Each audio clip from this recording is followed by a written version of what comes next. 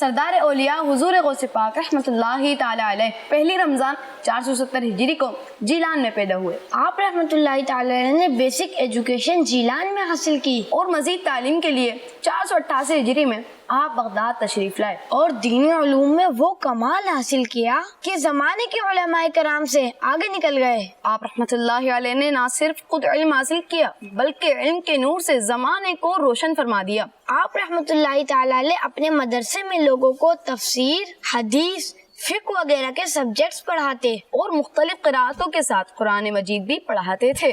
عبادت کا یہ عالم تھا کہ 40 سال عشاء کے وضو سے نماز فجر ادا فرمائی، یعنی آپ رات عبادت میں گزارتے اور 15 سال تک رات بھر میں قرآن پاک ختم کرتے رہے۔ میرے غوث پاک رحمۃ اللہ تعالی علیہ دین اسلام کی بے مثال خدمت فرما کر 11 ربیع الثانی 561 ہجری میں انتقال فرما گئے۔ آپ رحمۃ اللہ علیہ نے 91 سال کی عمر پائی اور بغداد شریف میں آپ کا مزار شریف موجود ہے۔ رونق کل اولیاء یا غوث اعظم دستگیر، پیشوا اصفیاء یا غوث اعظم دستگیر۔ پیارے امیر اہل سنت، یہ ارشاد فرما دیجیے کہ آج کے دور میں حضور غوث پاک رحمۃ اللہ علیہ کی سیرت جاننے اور اس پر عمل کرنے کی کتنی ضرورت ہے۔ سبحان اللہ، غوث پاک کی سیرت بیان کرنے کا یہ بھی اچھا اچھوتا انداز ہے۔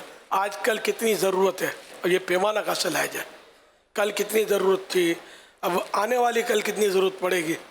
تو اولیاء کرام کی سیرت تو ہر وقت مطلب ہمیں عمل کی دعوت دیتی ہے، اور قرآن کریم نے تو پہلے اعلان کر دیا کونوا مع الصادقین، سچوں کے ساتھ ہو جاؤ۔ اب اولیاء کرام بھی سچے نہیں تو سچا کون؟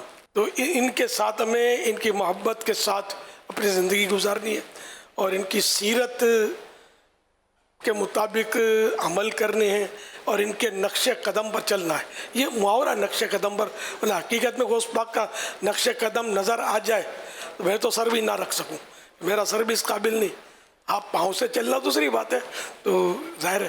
تو یوں مطلب یہ کہ نقش قدم پر ان کے چلا جائے۔ اس سے مراد یہی ہوتی ہے کہ ان کے فرامین جو ہوتے ہیں، ان کے فرمان پر عمل کیا جائے، انہوں نے جو کچھ اچھائیاں کی، نیکیاں کی، ان کو فالو کیا جائے، اس طرح مطلب ان کے نقش قدم پر چلا جائے۔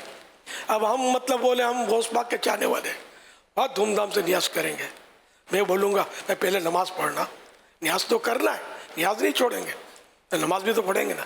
تو آج سے نہیں برسوں سے بولتا ہوں میں نیازی ہوں، پہلے نمازی ہوں۔ کہ غوث پاک نے نمازیں پڑھی ہیں، نمازوں کی ہمیں ترغیب دی ہے، تلقین کی ہے۔ ان کے نانا جان صلی اللہ علیہ وسلم نے نمازوں کی تاکید کی ہے، اور ان کے نانا جان صلی اللہ علیہ وسلم کو آخری نبی بنانے والے رب نے بھی نماز کا حکم دیا ہے، اور غالباً قرآن کریم میں 700 جگہ پر نماز کا تذکرہ ہے، غالباً 700 جگہ پر اتنی نماز کی تاکید ہے۔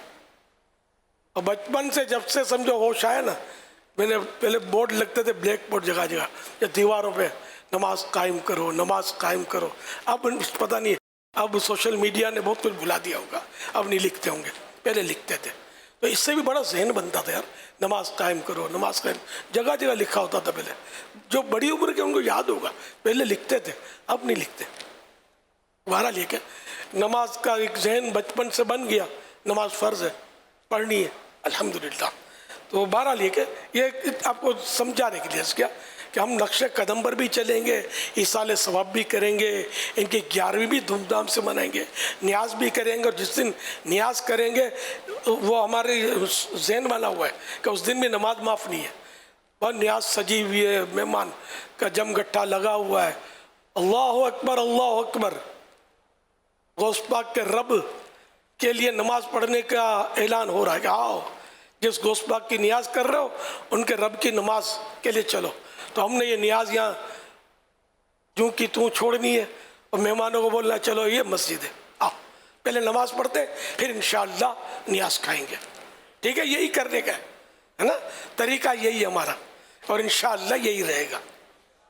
اللہ پاک اسی میں ہمیں برکتیں دے اور اس پر استقامت بھی دے، اور سارے مسلمانوں کو اسی پر قائم کرے۔